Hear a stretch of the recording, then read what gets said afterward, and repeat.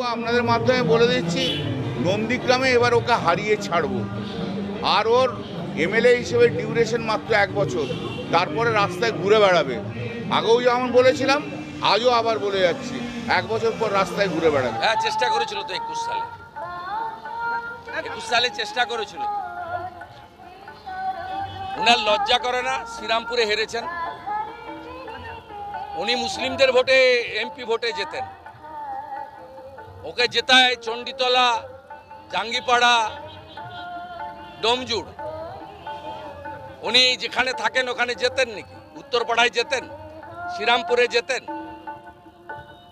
দেখে নেবেন হিসাবটা।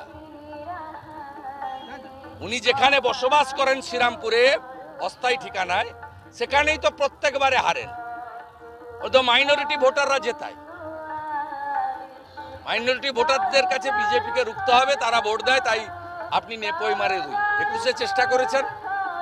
আগে কি বলতেন? 21-এর আগে আপনিই বলেছিলেন তো, আপনি এবং ফিরাদ চাচা কি বলেছিলেন? যে পিছনে মমতার ছবি আছে, তাই চেয়ারে লোক ভর্তি হয়। মমতার ছবি পিছন থেকে সরিয়ে দিলে চেয়ারে একটা লোকও থাকবে না।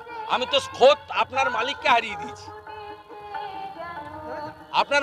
হারিয়ে দিয়েছি, মেদিনীপুরের লোক আমার সাথে থাকে, আপনাদের সঙ্গে থাকে না। কত প্রমাণ নেবেন?